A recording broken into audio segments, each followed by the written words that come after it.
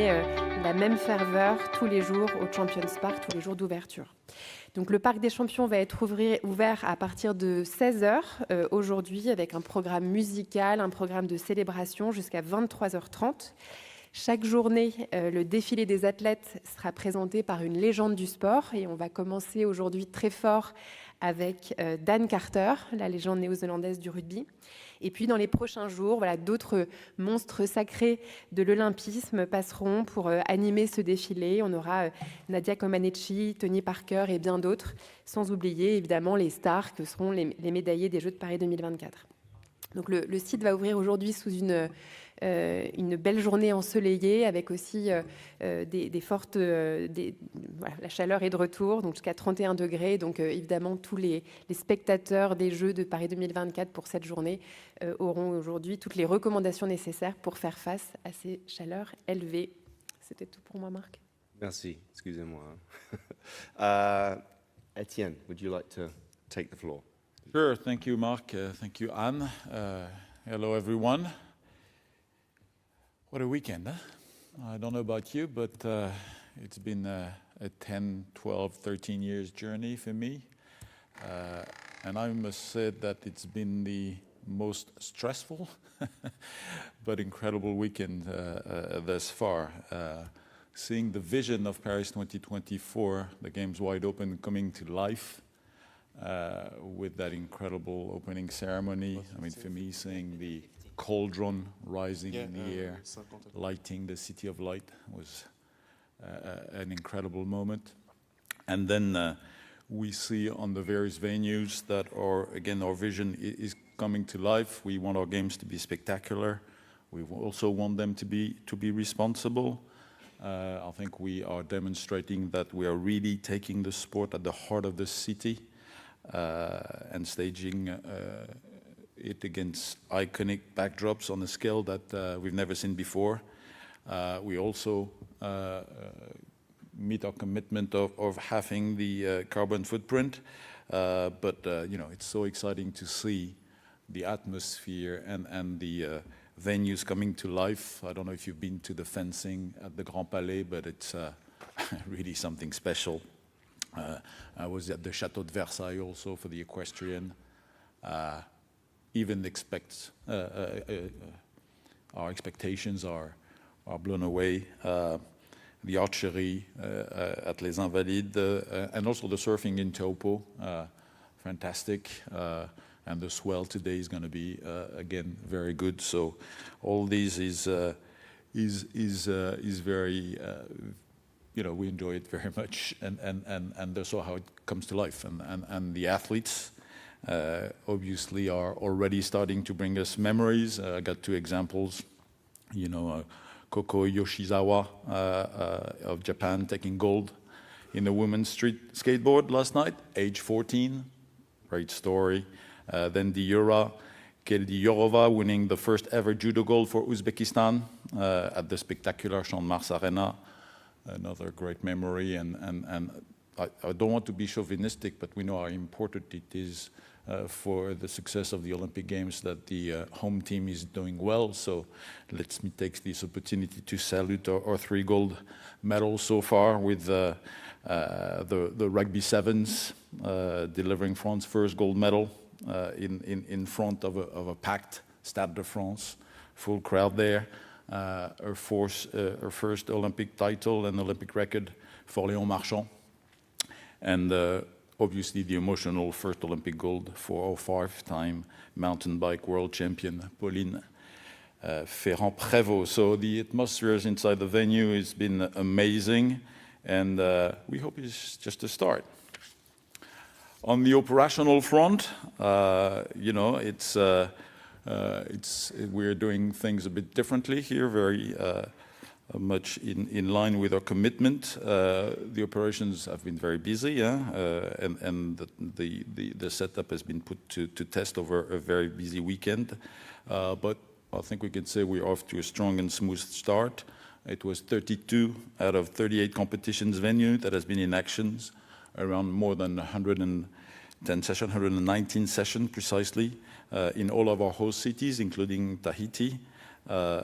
most of our teams and volunteers are working in the venues, but it's a good moment to recognize all the people that are working and backstage or in our headquarters, whether it's the suppliers, the sponsors, also the public authorities. I think the police has been incredibly doing an incredible job. Same with the public transport people. Everybody is really committed to the success of these games, and it's fantastic to see that. I know also the village operation. You know, the village operation is often at the heart of the games. We have a few fun facts for you. I think we've sold, we distributed, we don't sell, more than 1,000 baguettes a day already. It's 700 kilos of eggs. It's almost a ton of meat every day that is being distributed in the village. And we have about 150 athletes that are visiting the beauty salon, which seems to be a very successful place in the village. So across the board again, I want to salute our volunteers. I got a few here in the rooms. They are fantastic, smiling and enthusiastic, and we are really proud of them. And you know, I want to pay tribute today to Jean-Pierre, age 82. Who introduced the first football match at Parc des Princes, but just seeing his smile on his face was just an incredible moment, and we love it. Spectators, we got the athletes in the venues, but also the spectators. We can really feel the enthusiasm of the public for these games. We got already a few records. There was a world record for women's rugby at the Stade de France with 66,000 people enjoying an incredible party. We're on track to beat all record in terms of basketball at the Olympics. It's the venue, 27,000 seaters in Lille, is full at every session thus far, 6 sessions already. More than 150 people, 50,000 people already watching basketball. And also across France, the party is not only in the stadium, but I'm pleased to report that it's close to 1 million spectators over the weekend that went into our Paris 2024 parks throughout the country. 153 operated over the weekend. So it's the party is going on across the whole nation. We're still continuing to sell tickets. We've sold already 200,000 tickets since the beginning of the weekend with football. 100,000 tickets sold on football. We see also the Paralympics taking on, and it's a very good news. But altogether, it's also a record in number of tickets sold for an Olympic Games. So overall, a very strong start. We know it is just a start. There is 14 days to go, and our eyes are set on the finish line of the 11th of August. Everything, not everything has been perfect, but we will continue to adapt, and we are determined and to rise to the challenge, and we stay humble and focused, and that will end my first opening remarks. Thank you very much, Etienne. I pass now to Christophe. Christophe. Etienne, après tant d'années, tu continues de me surprendre. Je m'étais préparé en français. Les 10-12 dernières années, évidemment qu'elles sont importantes, Etienne. Quid des 15 précédentes? Parce que pour diriger un comité d'organisation avec une vision comme celle-ci, c'est pas 10 ans, c'est 25 ans d'expertise. Alors Etienne, si tu m'avais dit il y a quelques mois qu'on en serait là, le lundi à 11h devant les médias, je signais immédiatement. Voilà. Anne, pareil, et je t'ai dit. On ne lâche rien, c'est normal. Dans un système d'une telle complexité, d'une telle ampleur, comme tu le dis, c'est impossible que tout soit parfait tout le temps. Il y a des ajustements en permanence, mais vous avez, je pense, une devise dans ce comité d'organisation. Elle est arborée fièrement par le président sur son uniforme, c'est « on ne lâche rien ». Et quand on dit qu'on ne lâche rien, tous les matins on est ensemble de très bonne heure. Et puis par capillarité, on remonte l'ensemble des ajustements effectués. Alors ça vient de vous, de la cohorte de médias, mais c'est également des fédérations internationales, des athlètes bien entendu, des comités nationaux olympiques. Et on fait le bilan. Et ce qui se passe, c'est qu'on n'en a plus beaucoup, des problèmes à ce stade. Il en restera, c'est normal. Hein,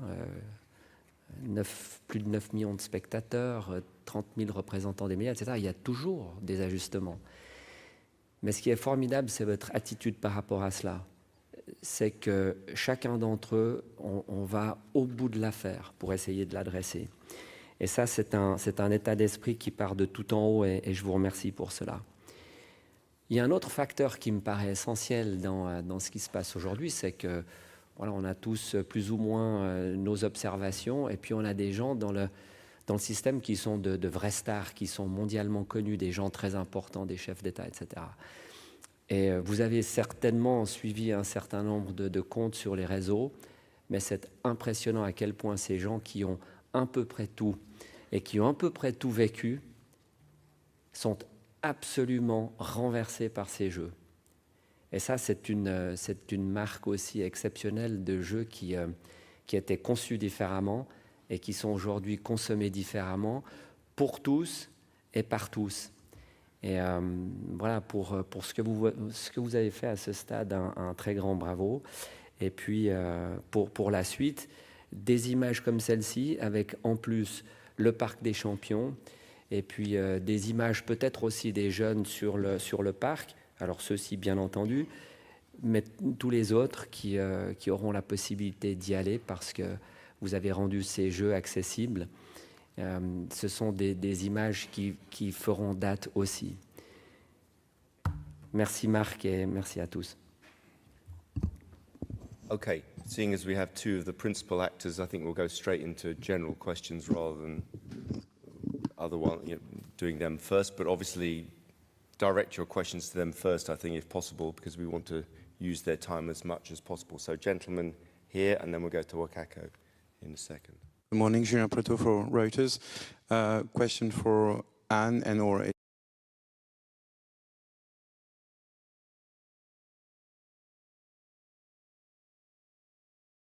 forecast being what it is, we can assume or hope that the pollution levels will be, down and good enough for tomorrow's event. But there seems to be a concern about the flow of the river, of the current, that is too high. Can you confirm that? And do you have any figures to share with us? Thank you. Yes, as you could see, there's been quite a lot of rain, including during the opening ceremony in the last couple of days. But we're monitoring very closely. The level of the Seine is going down rapidly. The weather forecast is, bright and shiny, especially for today. It's going to be hot. So we're confident that we will be able to hold, even though we canceled the familiarization this morning, the competition tomorrow and Wednesday. And we still have a contingency plan that is in place for Friday, just in case. But as far as we are concerned, we are still confident to be able to hold the competition tomorrow. With respect to your questions about the flow of the river, we measure it by cube meter per second. Definitely it's been much higher than it is normally during this time of the year, but the guidelines, which is 1 meter per second to be able to hold a competition, is to be met. So we don't have an issue in respect to the current. Okay, let's go to Wakako here, and then we'll come across here. Wakako first. Yeah. Thank you. Congratulations so far for the wonderful competitions. Actually, my question goes to Mark regarding reallocation of the medal. Could you confirm who will be attending? I don't have any more details than that at the moment. So which team, at least? So let me come back to you on that. Indeed. and why it is conducted differently from other reallocation? Well, it's different in the sense that it's an allocation, not a reallocation.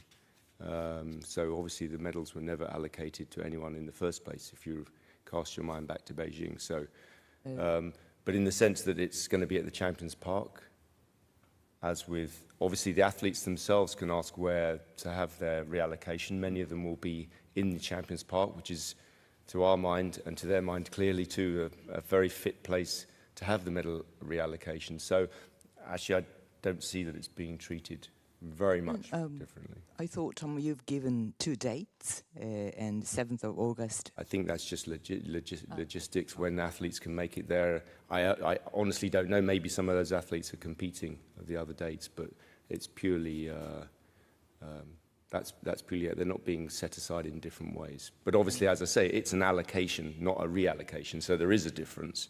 But they're both at the Champions Park, so, And yeah.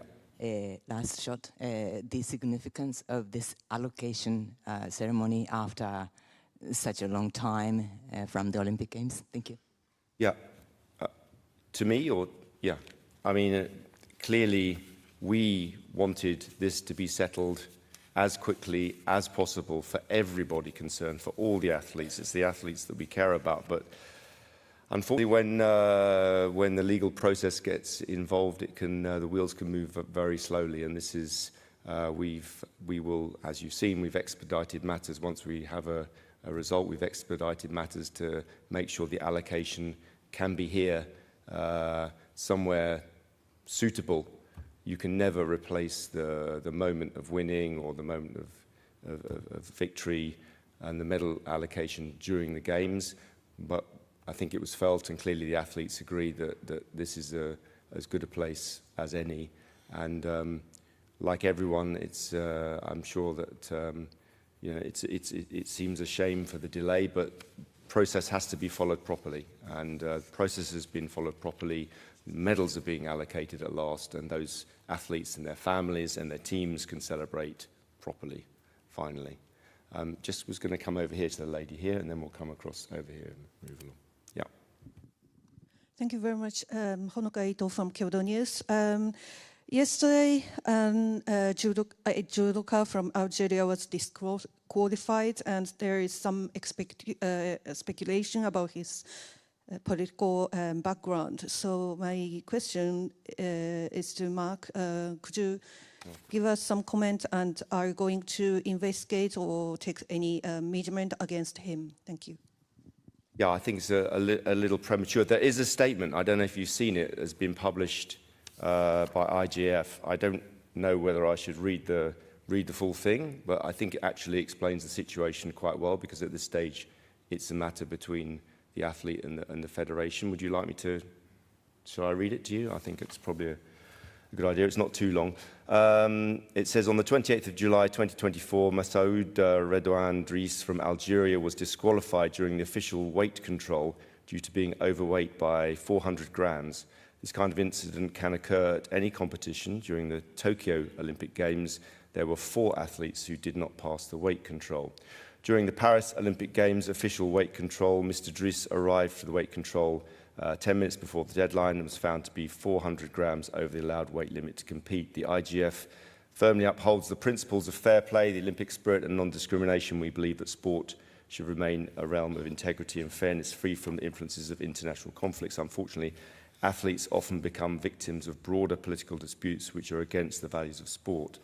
But in accordance with the sports organisation rules of the IGF, any athlete who fails to make weight during the official weight control is disqualified from competition. We cannot provide justification for the overweight status of Mr. Driss, but we remain committed to ensuring that all athletes compete under equal and fair conditions. Following the Olympic Games, a full review and investigation of the situation will be conducted, and further action will be taken if needed.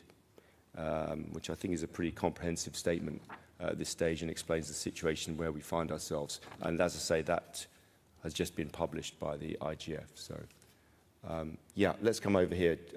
3 gentlemen here. Hi, it's Mike Keegan from the Daily Mail. This is either for Etienne or for Anne, and it's about the same. given that obviously the weather conditions haven't helped and there's very little that you can do about that, but given that the triathletes have trained for many years for this moment, they've not been given, both the men and the women, the opportunity to do a practice run in there. And now the men will go to bed tonight not knowing when they wake up whether they will be participating in the morning. Would you issue an apology for this? Well, we have to wait, and we don't do fiction scenarios. We are very respectful of the athletes, and they are the heart of the Olympic Games. We've done everything we could in relation with the International Federation, but also with the public authorities to achieve the goal of having the swim send, and it's going to be a fantastic legacy for later. And we're still optimistic that we can hold the competition within the Seine River. We have contingency plan, so we hope that tomorrow morning when they'll wake up, they'll be able to participate, and that's how it stands right now.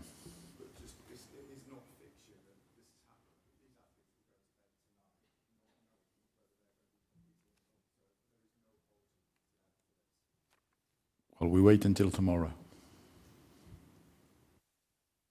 Okay. Was gentleman here? Yeah. Oui, bonjour, Pierre Galli de l'AFP. Deux questions. La première en français, donc pour Étienne et Anne. L'agence TASS a annoncé hier que l'accréditation de 4 de ces journalistes leur avait été retirée. Dans le même temps, les autorités françaises ont dit que ces accréditations, que ces journalistes n'avaient pas été accrédités. Alors, est-ce que vous pouvez nous dire, est-ce qu'ils ont été accrédités ou pas par le comité d'organisation des Jeux? La deuxième question, the second question will be for Mark. There are reports in the United States in the social media that images of the opening ceremony were withdrawn from the IOC platform like YouTube. Can you confirm that? And is there any reason? Not the case as far as I know, but yeah, do you want to take the first? Sur la première question, donc on confirme que certains journalistes accrédités ont reçu une décision a posteriori de la part des autorités compétentes qui revenait sur l'accréditation. Donc nous, en tant que comité d'organisation de Paris 2024, nous appliquons la décision sans être partie prenante du rationnel. Ces informations ne nous sont pas communiquées. Je n'ai pas le nombre exact de journalistes confirmés, mais certains journalistes ont en effet reçu cette décision. Yeah, just a clarification on the footage. No, we haven't taken any images out, but obviously not for censorship reasons, but obviously there are different rights in different countries, so that also makes a difference. But you should also be aware of not mixing up our official platforms and non-official platforms, because obviously they don't have the rights to show those pictures. But we've cut no pictures for editorial reasons, shall we say? Yeah, gentleman back there. Hi, I'm Anders Christiansen from VG Norway. There are criticism from time to time because the athletes don't get paid any money for participating in the games on an individual level. I think Global Athletes also mentioned this in a harsh press release the other day, also mentioning how the IOC members get a fair, decent compensation for being here. What's your response to that? I mean, I don't know if Christoph has anything to add. I mean, yes, there are for the members. Yes, there are per diems, but also remember that they are volunteers, so they are available the whole year round, and they work for the Olympic movement the whole year round. As for, I guess you're talking about prize money. We touched on that. We answered that quite regularly. Prize money has been paid for many years. This is not new. It's paid by normally. In fact, even the president was paid some prize money when he won his team foil in 1976. So it's not a new question. The question is which part of the Olympic movement pays the prize money, and normally it's the National Olympic Committee because they look after the team. That's how it works, and you'll find a large percentage do that. and that is perfectly acceptable. The federations, on the other hand, are more generally involved in the development of the sport and making their sport more widely available, developing the sport. So, of course, a federation can decide that the best way to do that is to pay elite athletes.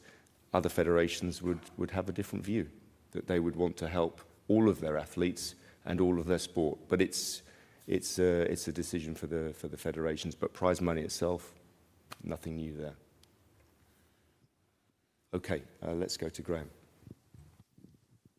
Thank you.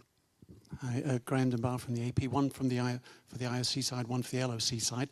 On the Algerian judo team, it's the same team, even the same Israeli athlete, as there was an issue with in Tokyo.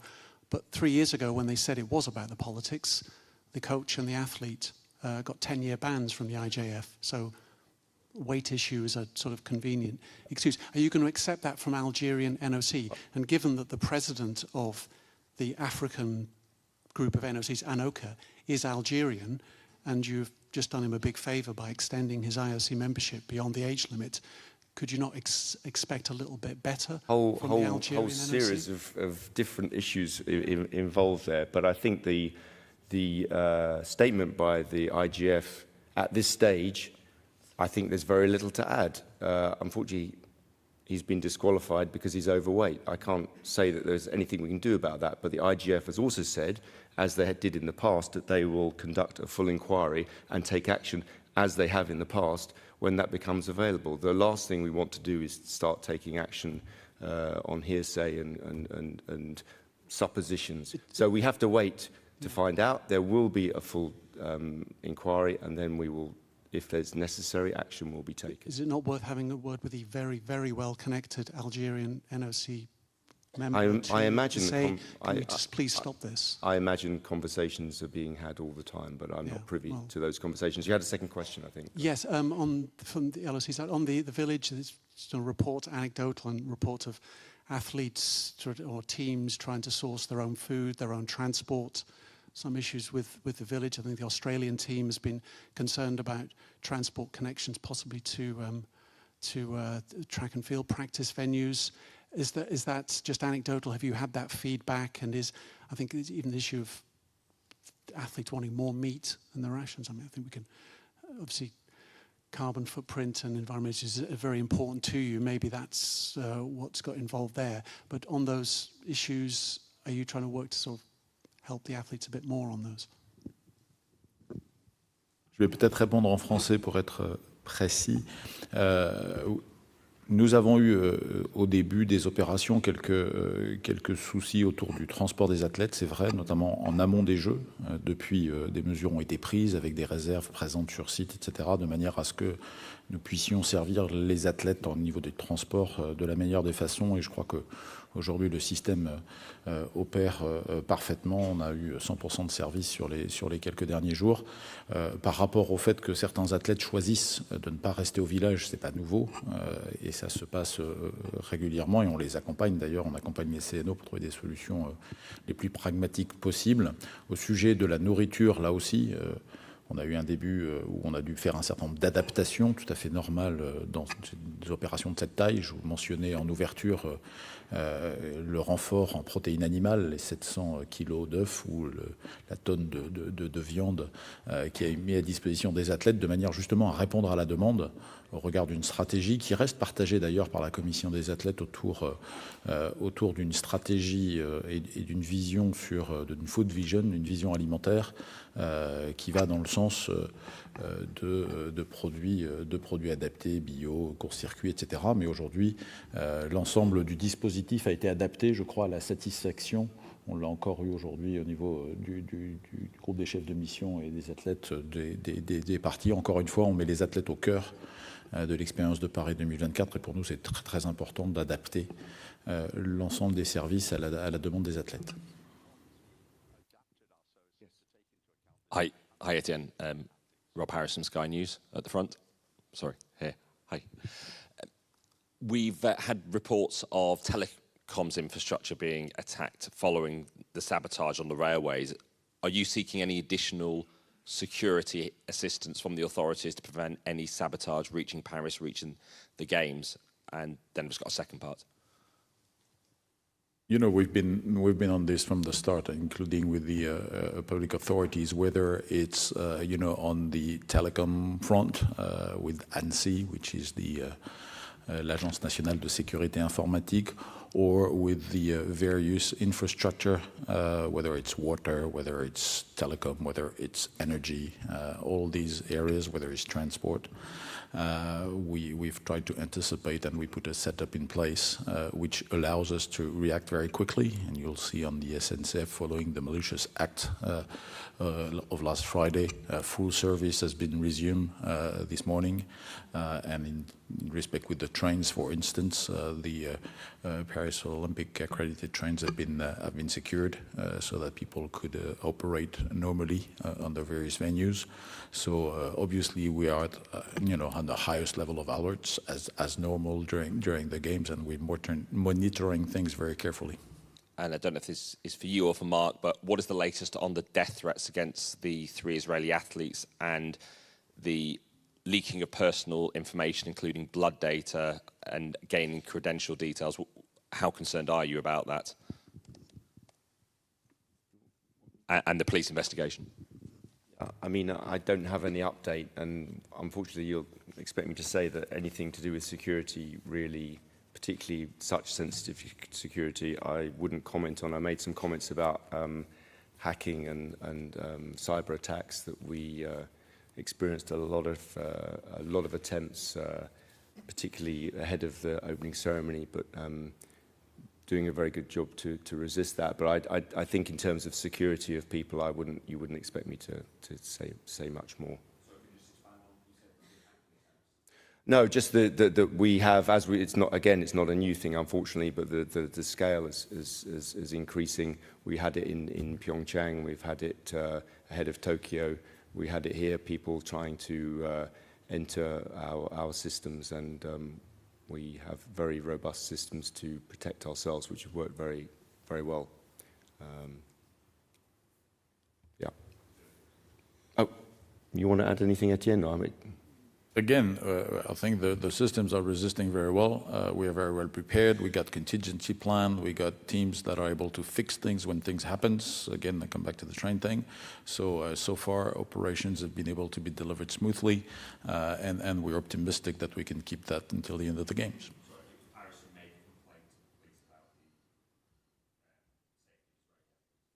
Well, but against the safety of the athlete, every athlete, you know, is as important as every other one, as well as every spectators and everybody participating to the games. And I think, again, there's been an unprecedented setup put together with the various public forces, whether it's on intelligence and international intelligence, whether it's on the ground, with, again, a setup that is unprecedented. And we are, you know, very concentrated until the end to protect everyone and anyone during those games. And obviously we remain in touch with the NOCs concerned on a more or less daily basis to hear them. Yes, sir. Yeah. Bonjour, André Fontinelli, Folie de São Paulo, Brésil. J'aimerais connaître la procédure exacte pour demain pour la prise de décision concernant la réalisation des épreuves sur la scène. À quelle heure on va prendre la mesure de la qualité de l'eau?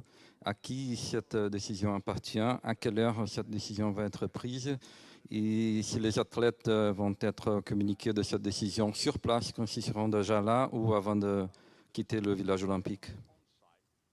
Donc là-dessus, le protocole est très clair. Hein. Il est connu, il a été aussi appliqué pendant les tests event l'année dernière. Donc la décision sera prise à 4 heures du matin sur la base des prélèvements qui sont faits 24 heures avant dans le cadre d'un protocole qui a été arrêté avec la Fédération internationale qui a en dernier recours la décision.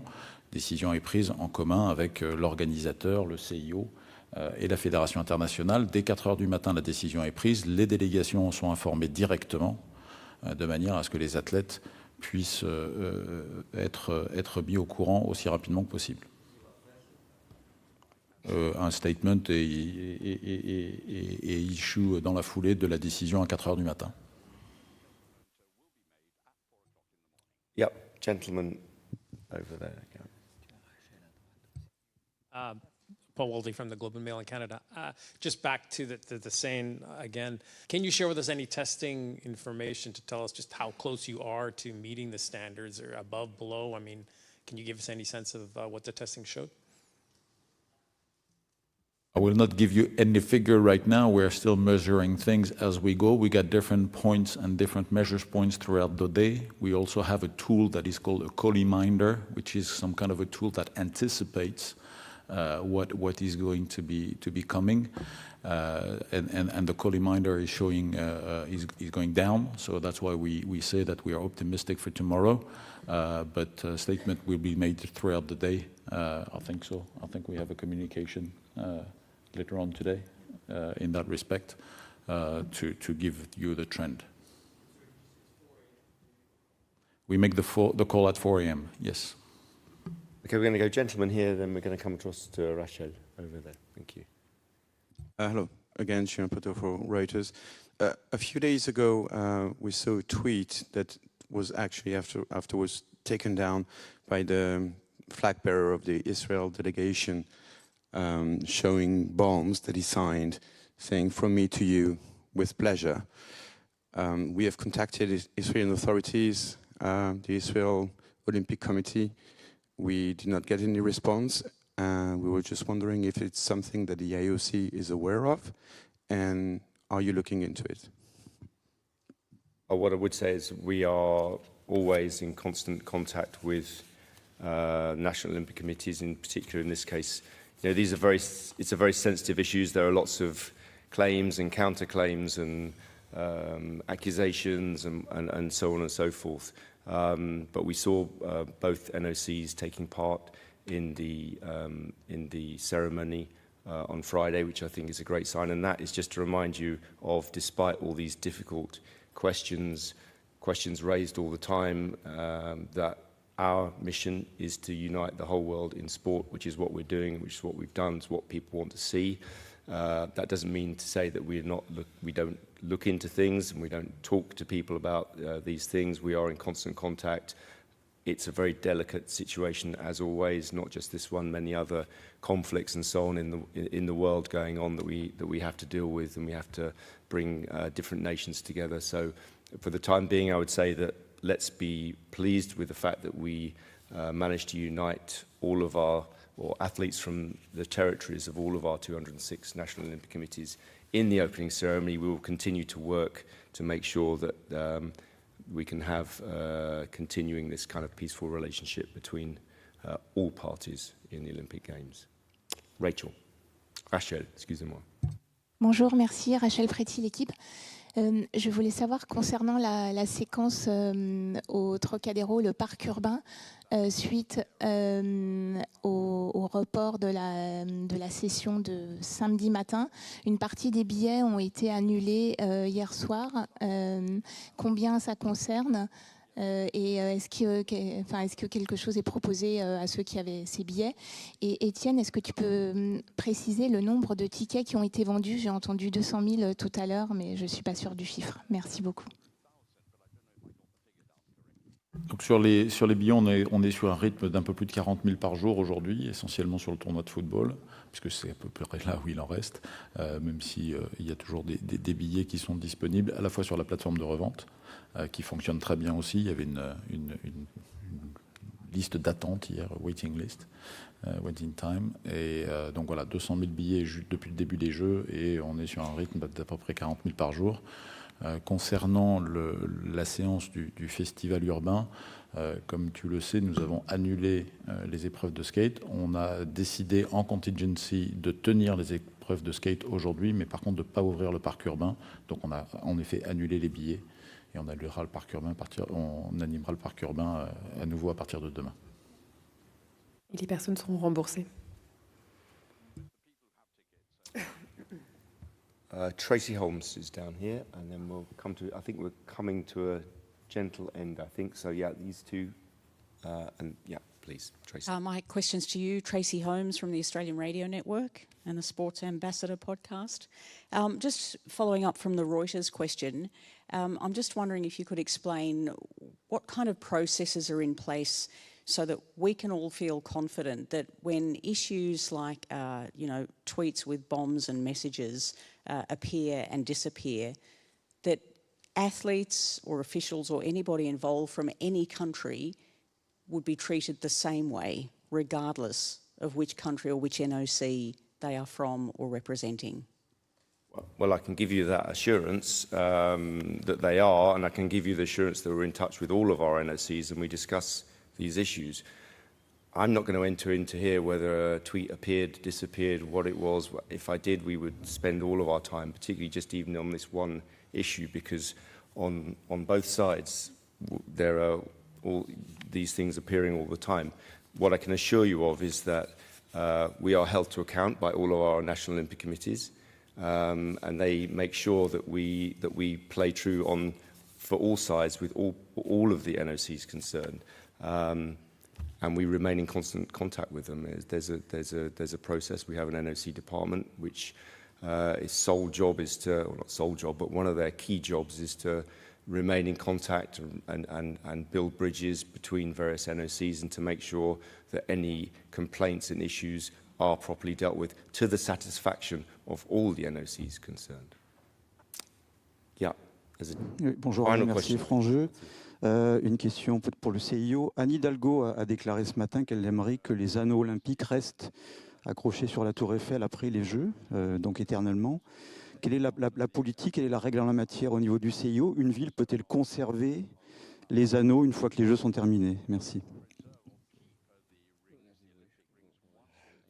Yeah, I think, I'll go to Christophe in a minute. It's one of the, if you like, minor reforms of Olympic agenda. And President Backus, we wanted the rings to be more present.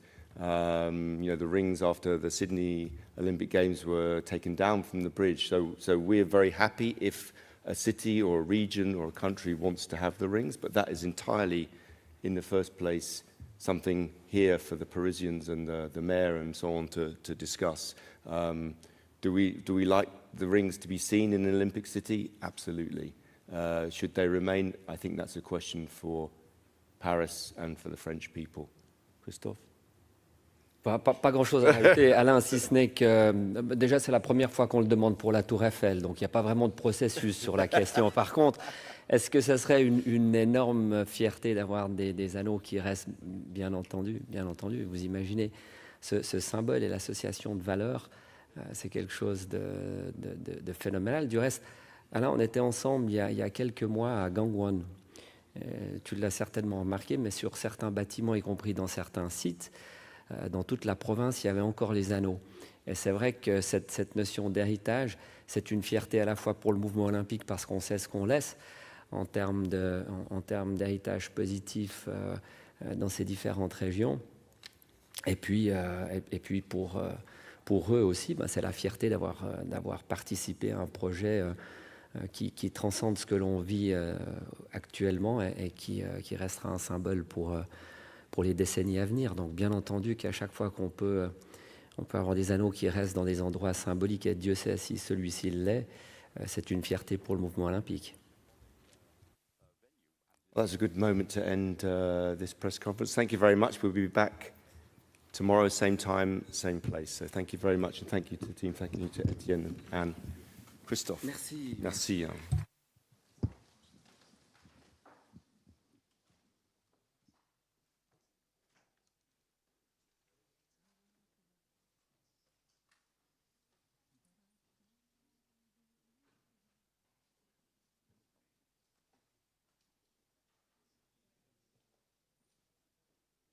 大家都说我变漂亮了，其实是气色好，肌肤保湿做得好，气色自然漂亮。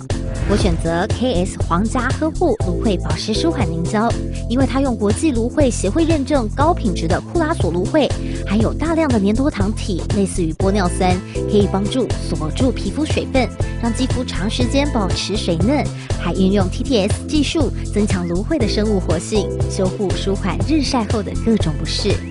KS 皇家呵护芦荟保湿舒缓凝胶，帮助您随时拥有水润肌、好气色，呵护您，呵护全家人，专属你的 KS Royal Care。 1 2 1 2